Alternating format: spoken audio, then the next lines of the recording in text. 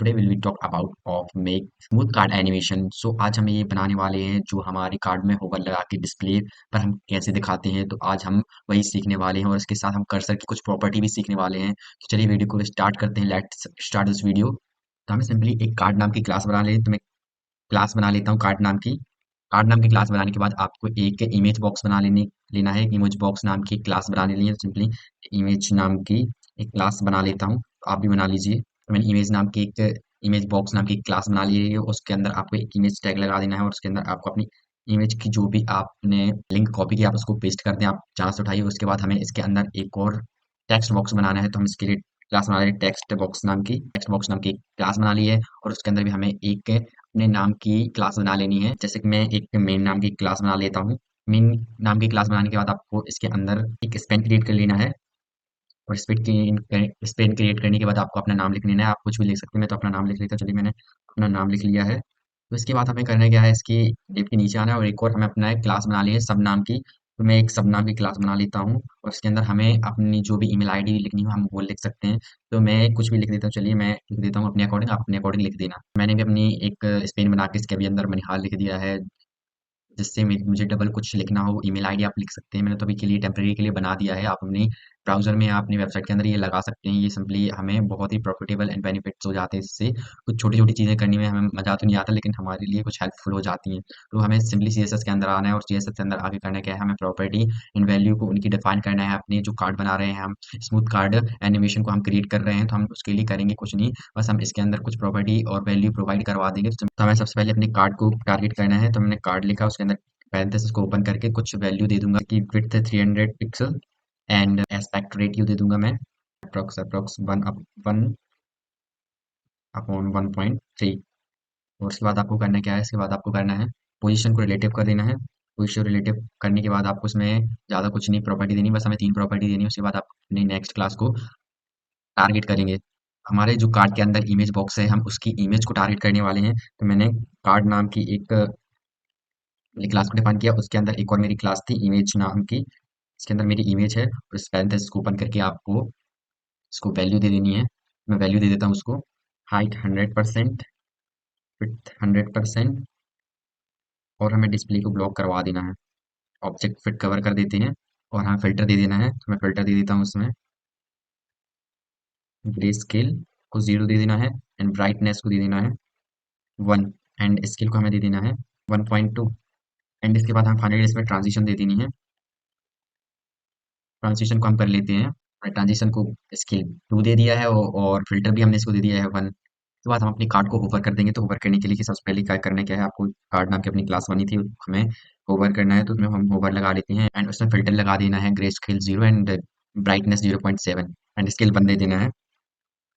1 देने के बाद आपको हमें अपनी मेन क्लास को टारगेट करना है। हम अपनी मेन क्लास को टारगेट कर लेते हैं।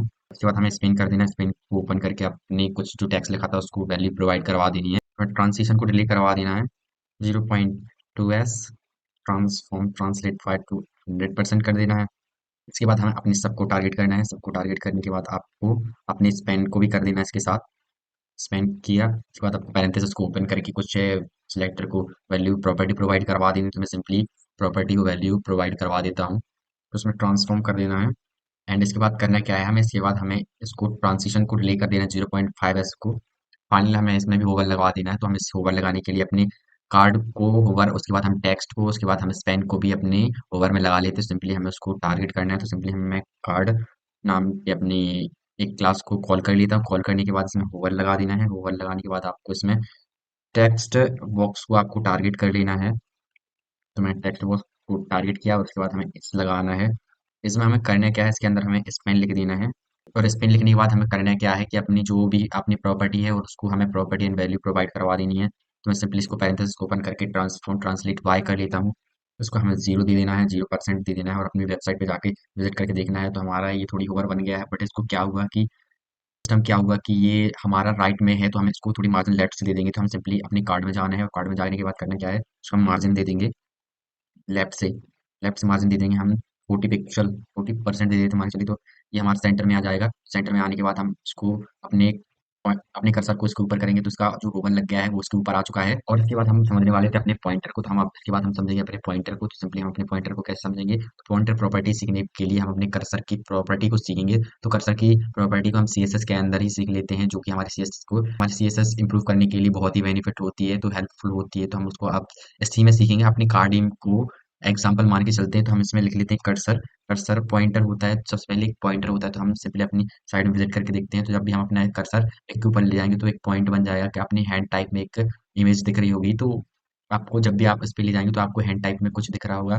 तो वो जो अपना कर्सर है, तो कर्सर कन्वर्ट होता है हैंड टाइप में। इसके बाद हमारा जो नेक्स्ट प्रॉपर्टी होती है कर्सर के अंदर, वो होती है रिसाइज कर्व नाम की एक वैल्यू होती है, आपको उसको दे देना है। एंड इसके बाद आप इस पे जाएंगे तो आपकी जो भी कर्सर आपका इस टाइप में दिखने लगेगा, एंड जैसे एरो टाइप में। तो इसके बाद हमें थर्ड प्रॉपर्टी क्या होती है इस कर्सर की, हम वो भी देख लेते हैं। सिंपली हमें करना क्या है कि आपको एक ग्रेव नाम की एक प्रॉपर्टी होती है, तो उस ग्रेव देने के बाद आपको जाना है अपनी ब्राउजर में। ब्राउजर में जाकर देंगे तो आपको एक हैंड टाइप में आपको दिख रहा होगा, एकदम अमेजिंग सा इफेक्ट दिख रहा है। और इसको हम जब भी ले जा रहे हैं कर्सर को इमेज के ऊपर, तो उसको एक हैंड टाइप में मेक हो रहा है ऑटोमेटिक।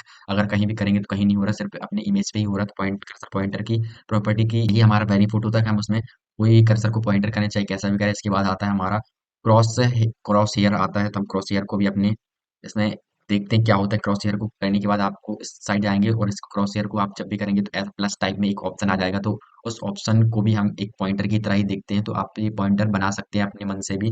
तो इसके बाद हम एक और सीखते हैं क्या होता है। इसके बाद होता है एक हेल्प नाम का। हेल्प नाम को आपको लिखने के लिए क्या है, आप जब भी इस पे पॉइंटर ले जाएंगे तो एक क्वेश्चन मार्क नाम के आपके कर्सर के साथ एक क्वेश्चन मार्क नाम का एक चिन्ह बन जाएगा, जो कि आपको मार्क कर देगा कि आप किसी हेल्प के लिए कुछ क्वेश्चन के लिए आपने उसको छोड़ा है, आप उस पे कुछ काम कर रहे हैं, वर्क कर रहे हैं, अभी वो पेंडिंग में है। तो उसके बाद हम नेक्स्ट अपने पॉइंटर को समझते हैं, जो कि अपना होने वाला है सेल। सेल क्या करता है, सेल होता है हमारा कि ये भी प्लस ही ऑप्शन में आता है, बट ये हमारी इसमें बॉर्डर रेडियस होती है और वो एकदम गोल टाइप का होता है। तो ये हमारा प्लस वाला कर्सर है। और इसके बाद हम अपने जानते हैं नेक्स्ट कर्सर को, वो हमारे होने वाला है नो ड्रॉप। नो ड्रॉप करता क्या है, अपने नो ड्रॉप का मतलब होता है कि अगर आप जब भी इस पे ले जाएंगे तो आपका ऐसा उस पे पॉइंटर काम ही नहीं करेगा। कभी कभी आपने किसी वेबसाइट पे देखा कि वो उस पर क्लिक नहीं होता, तो वो एक नो ड्रॉप कर्सर प्रॉपर्टी होती है जो आपको उस पर क्लिक करने के लिए अलर्ट करती है। आप उस पर क्लिक नहीं कर सकते। और इसके फाइनली कर्सर एक और होने वाला है मूव। ये फाइनल कर्सर है, आप इतने आप इसको कर्सर दे सकते हैं। और पॉइंटर को जब भी पॉइंटर करना हो तो आप पॉइंटर दे सकते हैं। तो ये हम कर लेते हैं फाइनल मूव। मूव में आपका होता क्या है कि आप जब भी इस पे जाएंगे तो ऐसा एक फोर एरो टाइप में आपका एक ऑप्शन आ जाएगा। वो ऑप्शन आपके इमेज को कहीं भी आपको रखने में हेल्प करेगा। तो अभी मैंने अभी इसको मूव करने में कोई इंप्रूवमेंट नहीं की है, क्योंकि मेरी अभी इतनी मेरे लिए एफिशिएंट है, क्योंकि मैं कोई प्रोजेक्ट नहीं बना रहा हूं। जब भी आप कोई प्रोजेक्ट बनाए तो जो आप इसमें कर्सर डालें वो अपने अकॉर्डिंग डाल सकते हैं। अगर वीडियो अच्छी लगी तो लाइक और सब्सक्राइब करें। ऐसी वीडियो देखने के लिए बेल आइकन का ऑप्शन ऑन कर लें, जिससे कि आने वाली नोटिफिकेशन आपको मिलती रहे। मिलते हैं नेक्स्ट वीडियो में, जब तक के लिए टाटा बाय बाय।